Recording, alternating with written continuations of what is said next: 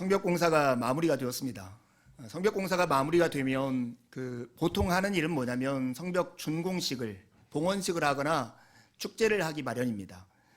근데 오늘 뜻밖의 성벽 공사가 마친 다음에 하는 첫 번째 일이 뭐냐면 부흥회와 같은 개혁 운동을 하는 것입니다. 성벽을 완공하고 맞이한 첫 해였습니다. 유대력으로 하면 6월 말쯤 공사가 마쳤고 7월 1일이 그들의 설날입니다. 근데 이 설날에 모든 백성들이 에스라에게 찾아옵니다. 그래서 여호와께서 명령하신 모세 율법책을 우리에게 좀 들려주십시오 라는 요청을 하고 백성들이 수문화 광장에 모두 모여서 그 율법책을 듣고 그 율법책에 들은 반응으로서 슬픔과 기쁨의 시간들을 함께 누리는 것이 오늘 본문에 있는 말씀입니다. 느헤미야 1장에서 7장은 느헤미야가 주도적으로 했던 사역들을 기록했기 때문에 1인칭 시점으로 늘 이것을 기록했습니다. 근데 8장에 오면 이제는 느헤미야가 에스라를 중심으로 이루어지는 그 개혁운동을 관찰하는 3인칭 관찰자 시점으로 이 본문이 기록되어 있습니다. 지금까지는 밖에서 노동하는 일, 그 일들을 중심으로 성벽을 재건하는 일을 했다면 이제는 안에서 사람들의 마음속에서 이루어지는 개혁들을 꿈꾸면서 하는 일들이 오늘 본문에 기록되어 있습니다. 여러분, 우리도 설날이 되면 설날이 있다가 보름이 지나면 대보름이고 이렇게 계속되는 축제들이 정초에는 있기 마련입니다. 유대인들에게도 마찬가지였어요. 유대인들의 달력 7월 1일은 그들의 설날이었습니다.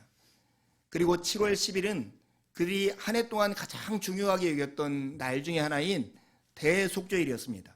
1년 동안 지은 묵은 죄를 하나님 앞에 토해내고 제사장이 그날 지성소 안에 들어가서 그들의 죄를 모두 사함을 받는 그런 날이었어요.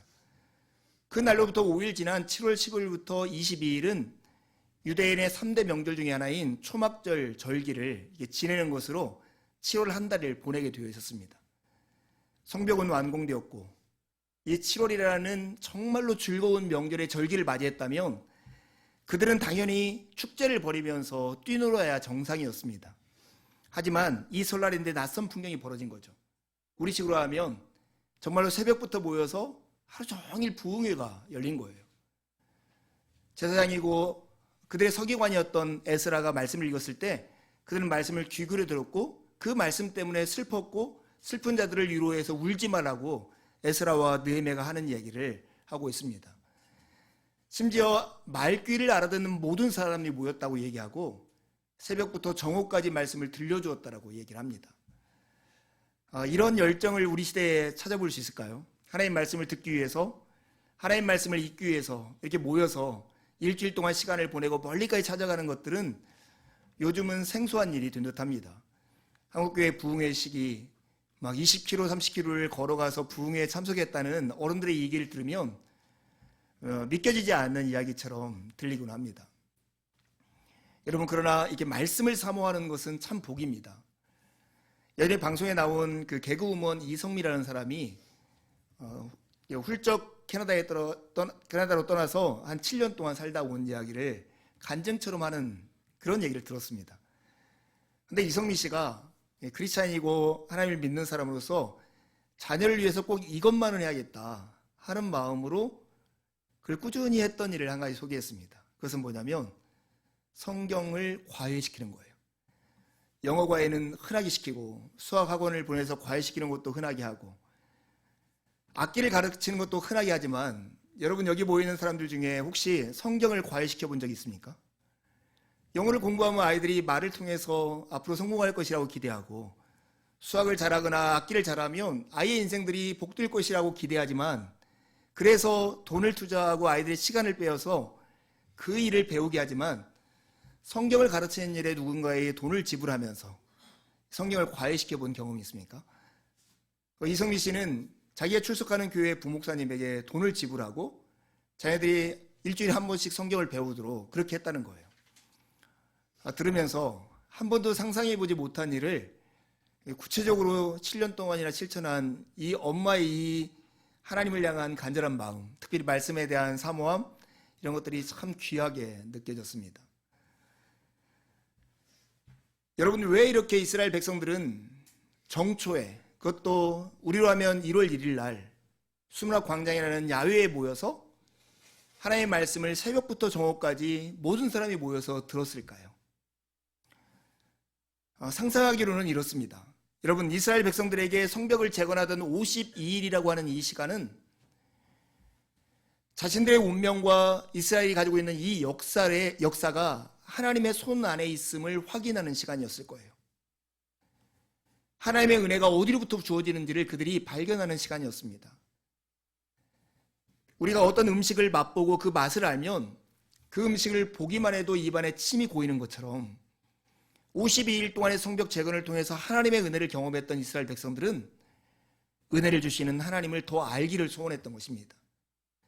그래서 1월 1일 날 그들이 모여서 수문화 광장에서 하나님의 말씀을 듣기를 청하며 그렇게 요청했을 거라고 짐작이 됩니다. 여러분, 하나님의 말씀을 듣고 하나님의 말씀 앞에 이렇게 서고 하나님의 말씀을 존중히 여기는 것이 왜 중요할까요? 여러분, 우리의 삶은 늘 선택의 연속입니다. 무언가를 선택해야 할 상황이 주어지고 선택하는 과정이 어쩌면 우리의 삶의 일상이라고 볼 수 있어요. 근데 여러분, 선택을 할 때 선택의 굉장히 중요한 요소가 뭐냐면 그 선택을 하는 기준이 중요한 것이죠. 우리는 선택할 때마다 무엇인가를 기준으로 선택을 합니다. 어떤 사람은 주사위 같은 걸 던져서 우연히 나온 것들을 선택할 수 있겠지만 대부분들은 깊이 생각하고 무엇이 중요하고 무엇이 옳고 무엇이 유익된가를 생각하면서 선택하기 마련일 때 여러분, 무언가를 선택하는 선택의 기준이 여러분에게는 무엇입니까? 오늘 이스라엘 백성들이 1월 1일 축제의 기간에 오히려 눈물을 흘리는 부흥회를 선택한 이것을 보면 그들에게는 은혜를 주시는 하나님과 그 하나님의 말씀이 그들의 선택의 기준이었음을 우리는 확인할 수 있는 것입니다. 하나님의 말씀 앞에 서서 하나님의 말씀을 이렇게 귀를 기울이는 그 이유가 바로 하나님과 하나님의 말씀에 대한 그것이 자기들의 좌표이고 기준이라고 하는 그 믿음에서 비롯됐습니다. 창세기 13장 10절에 보면 이런 말씀이 있습니다. 이에 롯이 눈을 들어 요단 지역을 바라본즉 수알까지 온 땅이 물이 넉넉하니 여호와께서 소돔과 고모라를 멸하시기 전이었으므로 여호와의 동산 같고 애굽 땅과 같았더라. 여러분, 이 장면은 창세기 12장 13장이 이어지는 본문입니다. 하나님의 부르심을 받고 정말로 부유한 나라 갈대아 우르로부터 정말로 척박한 땅 팔레스타인의 가나안 땅으로 이주해 왔던 아브라함입니다. 흉년이 들었어요. 먹고 살 것이 없으니 그가 애굽 땅으로 내려가서 무엇인가 빌어먹고 싶은 마음이 있어서 내려갔습니다. 애굽 땅에 내려갔지만 녹록지 않았어요. 애굽이 아브라함의 아내 사라를 보고 반한 거예요. 그래서 사라를 자기 아내로 취하려고 할 때 하나님께서 이 바로에게 나타나서 이 모든 상황을 평정하시고 오히려 아브라함은 그 상황에서 많은 재산을 가지고 다시 가나안 땅으로 돌아옵니다. 아브라함은 이 시간을 통해서 역사의 운명과 자기의 운명과 역사가 자신의 노력이나 인간의 힘에 달려있는 게 아니라 하나님께 달려있음을 분명히 알았던 기회였을 거예요. 그 후에 벌어진 일이 이 롯의 종들과 아브라함의 종들 사이의 다툼이었어요. 재산이 엄청 늘어나자 좋은 꿀을 찾고 물 있는 곳을 서로 선점하기 위해서 아마 다퉜겠죠. 그런 다툼의 과정에서 아브라함이 롯과 이제는 분가하려고 하는 마음을 결정합니다. 높은 곳에 올라가서 롯에게 이렇게 얘기해요. 야, 너 여기 있는 넓은 평원을 봐라. 네가 선택한 곳을 먼저 선택해라. 그러면 내가 나머지 땅을 선택하겠다. 네가 좌측을 선택하면 나는 우측으로 가고 네가 우측을 선택하면 나는 좌측으로 가겠다. 아브라함이 이렇게 말을 합니다. 그때 롯이 땅을 바라보고 했던 말이 지금 이 장면입니다. 이 소돔과 고모라, 우리가 알고 있는 나중에 벌을 받아서 잿더미가 되어지는 그 땅을 봤더니 이 롯의 눈에 여호와의 동산과 같고 애굽 땅과 같았더라, 이렇게 말씀해요. 여러분, 이 말이 이상한 면이 있습니까? 여호와의 동산 같고 애굽 땅과 같았더라. 좋은 땅을 이렇게 표현했지. 이렇게 말할 수 있는데 성경에서 여호와의 동산과 애굽 땅은 반대말과 같은 의미예요. 하나님이 다스리는 곳과 하나님을 대적하는 자가 다스리는 곳에 대표적인 말이 하나님의 동산과 애굽 땅인데 롯이 딱 봤더니 그 땅이 여호와의 동산과 같고 애굽 땅과 같은 땅이었던 것이죠. 이 말씀을 얘기하는 이유는 이거예요. 오늘 살아가는 그리스도인 마음 가운데 하나님도 잘 믿고 세상적으로도 누구 하나 부족함이 없는 삶을 추구하는 이들이 굉장히 많다라고 하는 거예요. 예수님은 우리를 부르실 때 자기를 부인하고 자기 십자가를 지고 주님을 좇으라고 말씀하시는데 실제 신자의 마음에 당연하게 받아들이는 것은 하나님을 믿으면 우리의 삶은 무엇인가 잘 될 것이라고 하는 기대가 매우 크다는 것입니다. 이러한 오해들이 우리가 현실을 만나는 어려움이나 고난 앞에서 우리를 무너지게 하는 이유가 되기도 합니다. 여러분은 어떻습니까? 우리도 롯처럼 이쪽 삶을 보면 하나님께서 우리를 도우셔서 우리로 하여금 하나님의 동산도 소유하고 애굽 땅도 소유하는 그런 자리로 이끌 것이다 하는 기대가 우리 마음 가운데 혹시 있지 않습니까? 만약에 이것이 우리의 삶의 기준이 된다면 우리는 마치 서울에서 출발해서 부산과 광주를 동시에 잘 가려고 하는 그런 마음과 같을 거예요.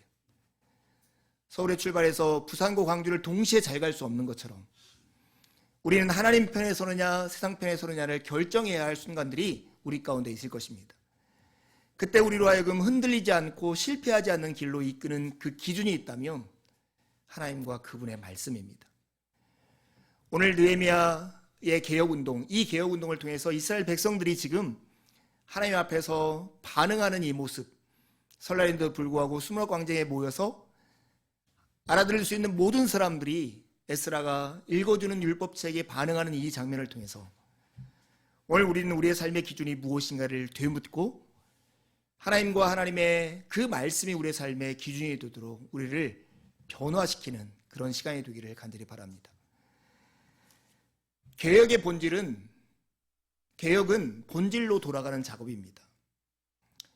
우리의 삶은 언제든지 빗나간 길로 갈 수 있습니다. 그때 우리의 변화라고 하는 것은 본질로 다시 돌아오는 것이고 그 본질의 중심에 하나님과 하나님의 말씀이 있습니다.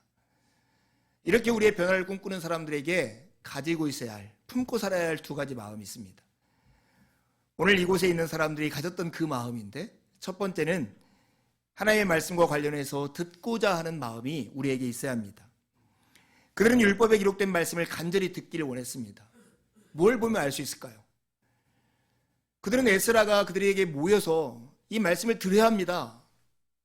이렇게 말하기 전에 그들이 먼저 에스라에게 찾아가서 하나님의 말씀을 우리에게 들려줄 것을 요청했습니다. 그때가 축제를 벌일 수 있는 새 명절 시즌인데도 불구하고 축제를 즐기기보다는 오히려 하나님에 대해서 아는 것을 더 기뻐하는 것을 그들이 선택한 것입니다. 여러분, 믿음은 들음에서 생긴다라고 로마서에서 말씀합니다.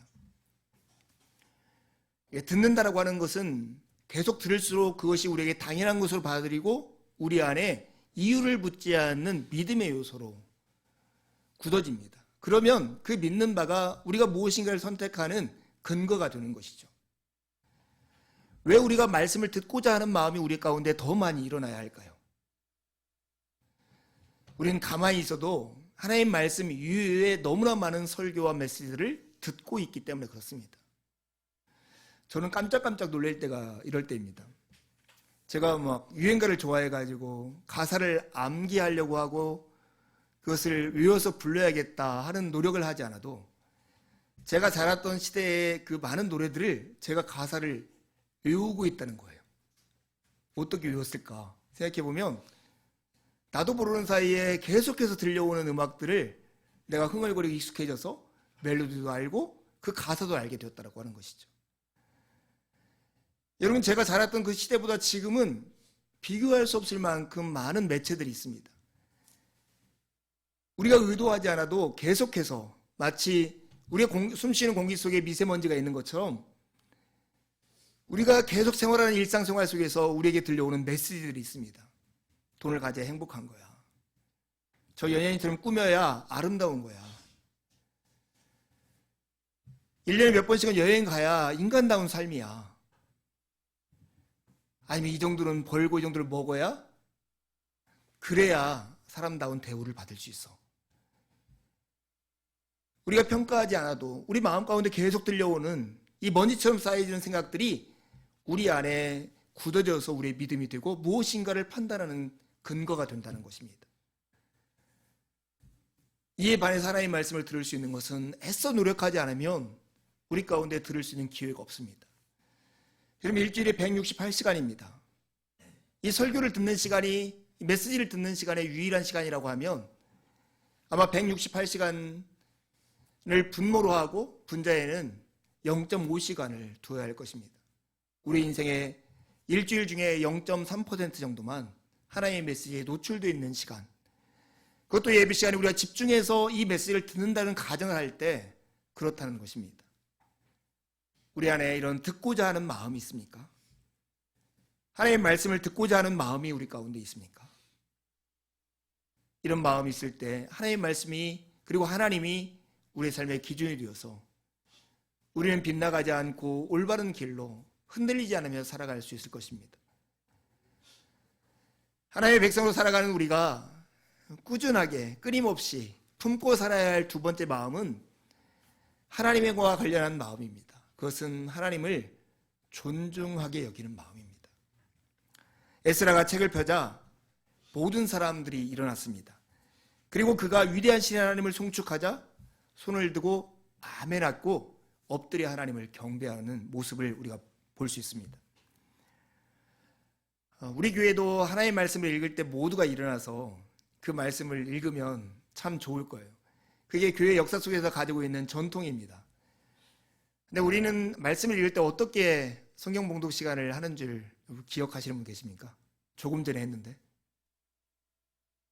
제가 늘 성경을 가슴 높이로 들고 허리를 곳곳하게 세워서 읽자고, 일어설 수는 없기 때문에 그렇게 얘기하는데, 이것은 방송을 탄 얘기입니다. 예전에 임종수 목사님이 CBS에서 성경을 가르치는 프로그램에서 어느 교회 갔더니 일어서서 성경을 읽을 수 없으니까 그렇게 읽더라, 우리도 그렇게 읽읍시다 해가지고 그 프로그램 할 때마다 성경을 가슴 높이로 들고 허리를 곳곳하게 세워서 말씀을 봉독하는 시간을 가졌다고 그래요. 여러분이 하나님의 말씀에 대한 존중, 이것이 어디로 나아가냐면 말씀하시는 하나님에 대한 존중으로 나아갑니다. 여러분, 우리가 가까워지고 편해지면 흔히 하는 실수가 뭐냐면 경계선이 없이 무례하게 대하는 것입니다. 참 주의해야 할 거죠. 그래서 고린도서 13장에 보면 사랑의 유명한 묘사를 중에 하나가 사랑은 무례하게 행치 아니하고, 이런 말씀이 있어요. 부부 사이의 갈등이나 다툼도 많은 부분 보면 너무나 가까운 사이이기 때문에 경계선 없이 마땅한 도리를 하지 않을 때 그런 다툼들이 생기기 마련입니다. 친구 사이의 관계에서도 그렇고 함께 일하는 사람들 사이의 관계도 예의를 갖추지 못할 때가 참 많습니다. 그런데 하나님과의 관계에서도 그렇습니다. 하나님이 너무나 큰 사랑을 가지고 계신 분이시고 우리에게 늘 너그러우신 분이라는 그 생각이 우리 마음 가운데 있고, 우리가 가지고 있는 그 생각은 분명히 옳습니다. 그렇다고 해서 하나님이 우리의 친구나 우리가 막 대해도 되는 그런 위치에 있는 분입니까?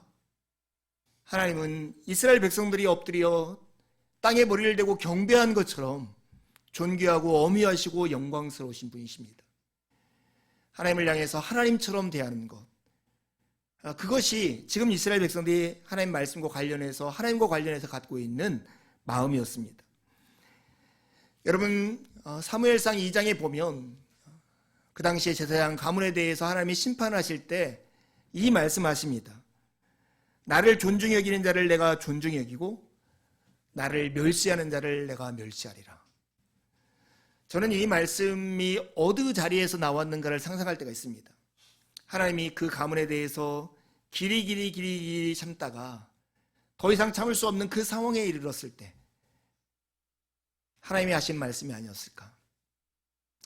여러분, 하나님을 존중하십니까? 하나님 앞에 두렵고 떨리는 마음이 여러분에게 있습니까? 그 하나님이 넉넉한 사랑으로 하늘 보좌에서 우리 가운데 다가오셔서 우리를 사랑하셨다고, 하나님이 우리와 같은 촌부와 같은 분이 아니라는 것을 우리는 마음속에 깊이 기억해야 합니다. 하나님을 존중할수록 하나님을 우리를 더 존중하게, 존귀하게 여겨주신 분이라는 걸 기억합시다. 우리의 마음은 밭과 같습니다.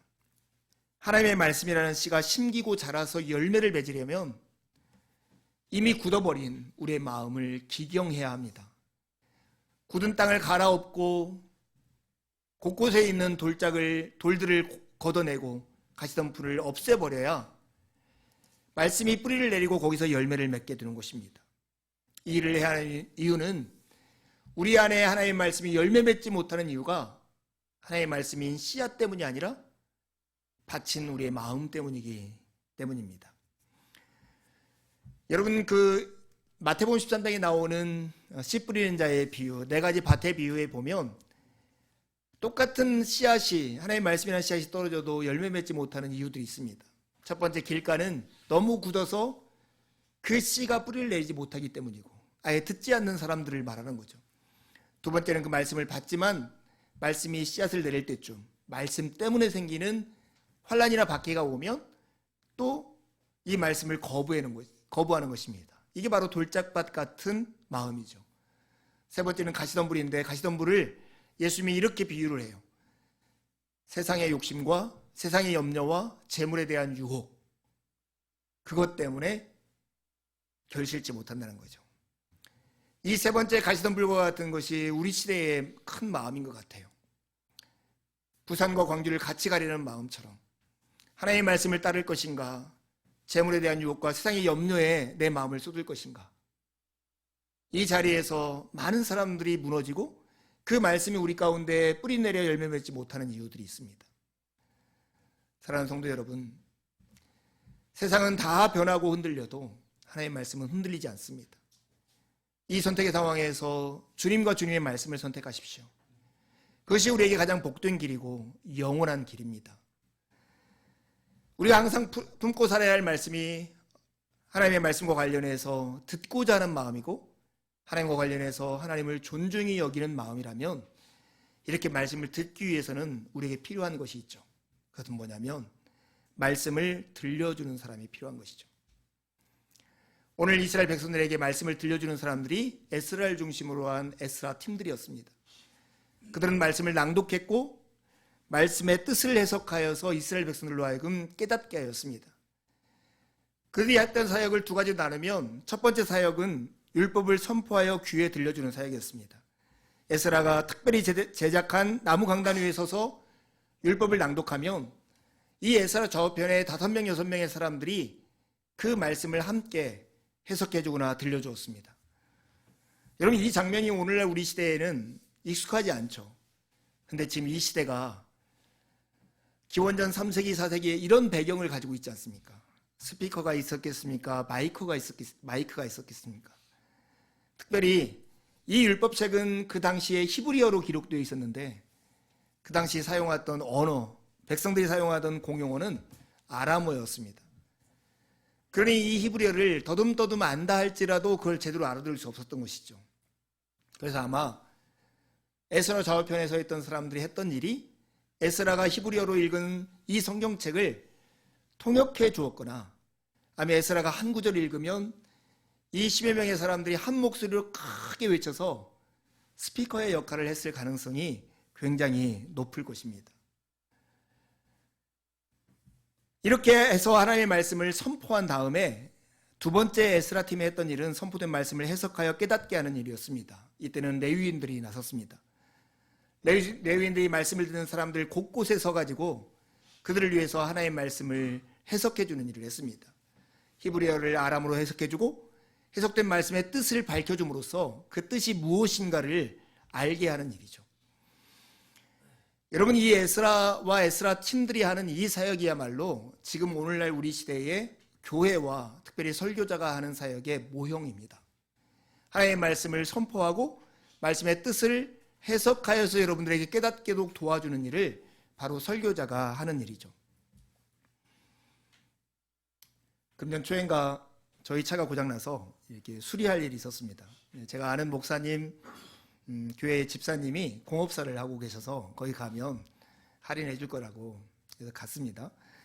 갔는데 정말 친절하게 잘해주시는데 차를 이렇게 입고해서 수리하는 동안에 저로 사무실에 오라고 하더니 한 30분 동안 처음 보는 저에게 본인의 간증을 막 하시는 거예요. 제가 말을 끼어들 틈이 없이 그렇게 이야기를 재밌게 하시더라고요. 근데 그 집사님이 그 목사님, 본인이 출석하는 교회 목사님을 칭찬하는 말이 제가 늘 마음속에 있어서 저도 이렇게 하겠다 하는 생각들을 가질 때가 참 많습니다. 이렇게 표현하더라고요.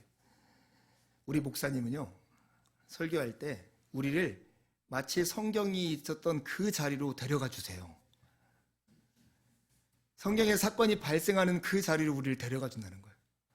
와, 그래서 제가 그 목사님한테 설교문 좀 하나 보내달라고 이렇게 요청한 적이 있습니다. 가깝게 지내는 목사님이고 참 훌륭한 목사님이세요. 이 설교자들, 교회가 하는 역할들이 그런 거죠. 너무나 익숙해가지고 잊어버리는 세상 가운데 우리로 하여금 성경의 세계로, 성경의 이야기 속으로 우리를 데려가서 그 속에서 하나님의 일하심과 하나님의 백성들이 어떻게 반응하는가를 보게 하는 일을 하는 것입니다. 말씀을 깨달았다, 어떤 말씀을 이해했다, 이 말의 의미는 그 말씀에 반응할 때 그 말씀을 깨달았다라고 우리가 알 수 있습니다. 이 말씀을 깨닫고 내가 어찌할꼬 했던 초대교회 백성들처럼, 그리스도인들처럼 어쩌라고 반응했던 반대자들처럼 우리 안에 하나님의 말씀을 깨달았다면 무엇인가 반응이 일어나야 합니다. 오늘 말씀을 듣고자 하는 마음, 그리고 하나님을 존중해주는 마음으로 모여있는 자들에게 에스라를 중심으로 한 사람들이 이 하나님의 말씀을 낭독하고 그 뜻을 해석하여서 그를 깨닫도록 도와줬습니다. 그리고 그들이 반응하기에 이릅니다. 여러분, 교회가 해야 하는 매우 중요한 사역이 뭐냐면 이 말씀을 선포하는 사역입니다. 그리고 선포된 말씀을 경험할 수 있도록 성례를 정당하게 시행하는 것입니다. 종교개혁 이후에 참된 교회가 어떤 교회인가 하는 두 가지 기준을 종교개혁자들이 나타냈습니다. 특별히 그 당시 로마 가톨릭 교회의 대항에서 나왔기 때문에 진짜 교회가 무엇인가에 대한 논쟁이 있었는데, 진짜 교회의 기준은 말씀이 제대로 선포되고 있는가, 말씀을 경험할 수 있는 성례가 정당하게 시행되고 있는가, 이 말씀과 성례가 두 축이었습니다. 이렇게 내세운 이유는 하나님이 성경을 통해서 우리에게 은혜를 주시는 두 가지 방편이 말씀과 성례이기 때문이고, 그래서 그들은 말씀과 성례를 축으로 한 예배를 하나님께 드리기 시작했던 것입니다. 여러분, 말씀이 왜 그렇게 중요할까요? 오늘이 교회력으로 하면 종교개혁주일입니다. 10월 31일 1517년에 비텐베르크 성당의 95개조의 반박문을 마르틴 루터가 게시했다는 그 날을 우리가 보통 종교개혁일로 지키고, 그 마지막 10월 마지막 주를 종교개혁주일로 보통 개신교에서는 지킵니다. 여러분, 종교개혁하면 떠오르는 말이 뭐가 있습니까? 그 당시 면벌부를 팔 때 했던 광고 문구, 금화가 연복교에 짤랑하고 떨어지는 순간 여러분의 영혼이 연옥에서 튀어오를 것입니다. 이런 광고 문구 여러분 들어보셨습니까? 이것은 무엇인가를 폄훼하기 위해서 하는 말이 아니라 그 당시 면벌부를 파는 사람들이 공식적으로 했던 광고 문구였습니다. 이것이 가능했던 것은 연옥이라고 하는 로마 가톨릭의 교리 때문에 그렇습니다.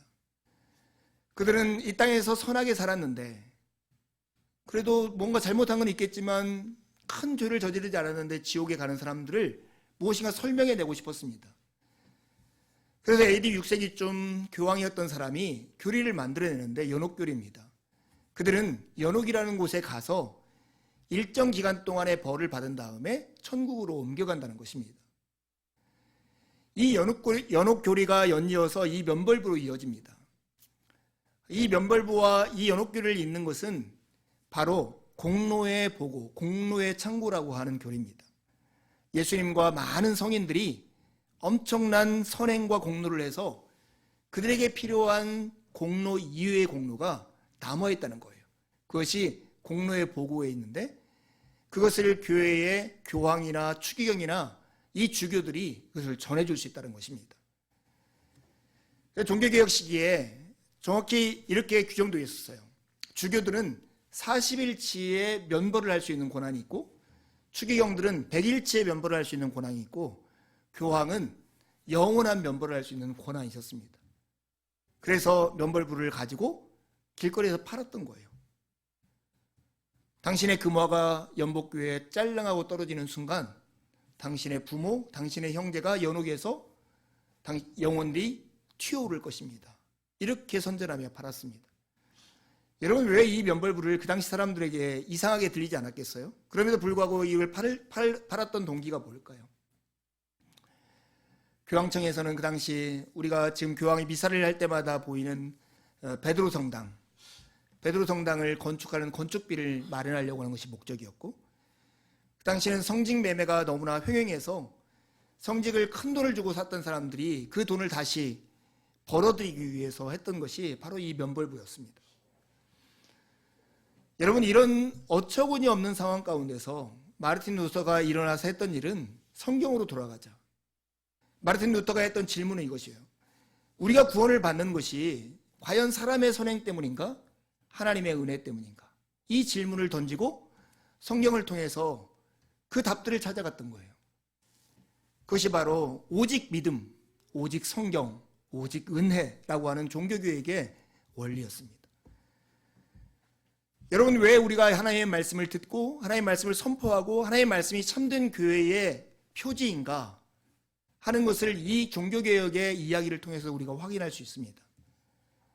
하나님의 말씀이 기준이 되지 않으면 사람들의 보기에, 내가 가지고 있는 힘에, 사람들의 칭찬이 기준이 되어서 하나님의 뜻과는 영 엉뚱한 곳으로 우리가 가버릴 수 있기 때문에 그렇습니다. 우리는 다음 주에 중직자를 선출하는 투표를 하려고 합니다. 교회에는 하나님의 말씀과 관련되어 있는 세 가지 직분을 두게 되어 있습니다. 장로교의 교리는 예수 그리스도의 몸이 그 몸이 온전히 세워지기 위해서 세 가지 직분은 항상 존재해야 교회로서 합당한 자격이 있다고 합니다. 그게 뭐냐면 목사, 장로, 집사입니다. 이 세 가지 직분을 보통 항존직, 항상 존재하는 직분이라고 합니다. 근데 사람들이 많이 오해할 때 목사나 장로나 안수 집사가 되면 그 직분을 한번 받는 순간 평생 장로나 목사하고 안수 집사라고 오해를 합니다. 그런 것은 없습니다. 이것은 교회라면 항상 존재해야 할 직분이라는 의미에서 항존직입니다. 근데 이 직분은 늘 말씀과 관련되어 있습니다. 목사는 말씀을 가르치는 자요, 장로는 성도들이 말씀대로 살도록 돌보고 살피고 권면하는 사람이고, 집사는 성도들이 말씀을 따라 살려고 할 때 삶의 형편들이 제대로 되어 있지 않으면 그것들을 보살펴서 삶을 유지시키는 돕는 일을 하는 사람입니다. 그래서 세 직분이 항상 함께 사역을 해야 하나님의 말씀으로 중심된 삶을 살 수 있다고 하는 것이 장로교 직분의 원리입니다. 이건 명예도 아니고 권리도 아니고 역할일 따름입니다. 그래서 집사회에서 교회의 재정을 관리하고 장로가 신방을 하는 것이 교회 직분의 원리입니다. 우리 몸된교회 같은 교회를 미조직교회라고 합니다. 교회지만 목사 안에 있는데 장로가 없어요. 그러면 법상으로는 미조직교회라고 합니다. 우리도 속히 장로가 세워져서 조직된 교회로서 온전히 그런 역할들을 하는 교회가 됐으면 좋겠습니다. 교회에서 말해지는 권사라고 하는 직분은 이렇게 보수적인 교단에서 남자들만 장로로 임직을 하기 때문에 장로의 역할을 하는 여신자들의 위치를 권사라는 특별한 명칭을 두어서 섬기게 하는 것입니다. 그래서 권사님이 되면 가장 많이 하는 일이 성도들을 살펴서 신방하는 일들을 가장 많이 하게 되어 있는 것입니다.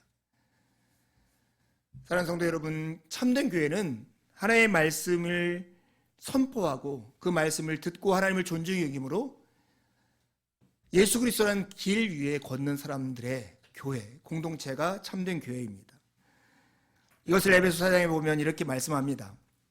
에베소 4장에 보면 직분과 관련해서 매우 중요한 말씀을 하는데요. 사도, 예언자, 복음 전도자, 목사와 교사로 직분들을 주신 이유가 있는데 이것은 성도들을 준비시켜서 봉사의 일을 하게 한 것이 목적이었습니다. 그 봉사라는 일이 뭐냐? 그것은 그리스도의 몸을 세우는 일인데 그리스도의 몸을 세우는 일이라는 것은 성도들 각자 한 명 한 명이 그가 믿는 것과 그가 아는 것이 하나가 되어서 온전한 사람이 되고 결국 그리스도의 장성한 분량의 수준에 이르는 신앙과 인격을 갖춘 사람으로 만드는 그 일을 하게 하려는 것이 목적이라는 것입니다. 우리 몸된 교회에 있는 목사나 장로나 권사나 집사 이 모든 직분들이 그런 역할을 함으로써 우리 공동체 모든 한 사람 한 사람이 우리가 믿는 것과 아는 것이 하나가 되어서 온전한 사람을 이루고 그리스도의 장성한 분량에까지 이르는 그런 복된 교회가 되기를 간절히 소망합니다. 오늘 이 말씀을 들은 사람들의 두 가지 반응이 나타납니다. 첫 번째는 우는 거였어요. 백성들은 경건하게 말씀을 들었고 마음을 다해 그 뜻을 깨달으려 했고 예배하는 자세로 그것을 받아들였습니다. 그랬더니 그들의 눈에서는 눈물이 나왔습니다. 왜냐하면 우리의 지난날의 삶을 후회하고 왜 우리가 이렇게 살지 못했던가 몰랐던가 하는 마음의 통탄이었을 것입니다. 그런 모습을 보고 에스라와 느헤미야를 중심으로 한 레위인들이 울음을 멈추라고 합니다. 오늘은 성일이니 울지 말고 살찐 것과 단 것을 먹고 오히려 하나님을 기뻐하라. 하나님을 기뻐하는 것에서 우리의 힘이 나온다. 이렇게 말씀하는 것이죠. 사랑하는 성도 여러분, 저를 보십시오. 우리 달력을 보면 보통 월, 화, 수, 목, 금, 토, 일, 좀 경건한 달력은 끝에 주일 이렇게 나와 있습니다. 우리 교회 달력도 그렇습니다. 그런데 성경의 날짜의 개념은 주일이 시작하는 날입니다. 주일, 월, 화, 수, 목, 금, 토. 왜 그럴까요? 인류의 역사는 하나님이 인간의 존재가 없을 때 시작한 일주일의 창조 사역의 결과로 안식하는 날부터 시작했기 때문에 그렇습니다. 오늘 우리가 함께 지키는 주일, 이들이 지켰던 초막절, 이게 새해라는 명절의 절기, 이 모든 것은 무언가를 기념하고 기뻐하는 날입니다. 무엇을요? 하나님이 자격 없는 우리에게 그리고 우리를 위해서 행하신 은혜로운 일을 기념하는 날입니다. 왜 느헤미야가 여호와로 인해서 기뻐하는 것이 힘이다 이렇게 선포하냐면 우리의 삶의 터전과 출발점이 하나님이고 그 하나님의 은혜 위에 우리의 삶을 쌓아갈 때 우리는 복되다는 것입니다. 우리는 이미 하나님이 주신 은혜로 오늘을 삽니다. 하나님의 은혜를 우리의 힘으로 삼을 때 우리는 오늘 기뻐할 수 있습니다. 우리가 말씀을 듣고 슬퍼하는 이유는 다시금 하나님을 기뻐하는 이 길로 돌아오기 위해서입니다. 성전을 재건하는 동안 그들은 하나님을 기뻐하는 것이 우리의 힘이라는 것을 깨달았습니다. 또 율법책에 기록된 말씀을 들으면서 이것을 다시금 마음 가운데 재차 확인했습니다. 중요한 것은 이것입니다. 여호와로 인해서 기뻐하는 것, 이것이 힘이라는 이 사실은 그때 거기에 있었던 이스라엘 백성들에게 뿐만 아니라 동일한 하나님을 신뢰하고 믿고 따르는 오늘 우리에게도 동일합니다. 사랑하는 여러분, 한 주간 살면서 하나님이 여러분을 위해서 행하신 일을 기뻐하며 살아가는 한 주가 되기를 간절히 바랍니다. 기도하시겠습니다.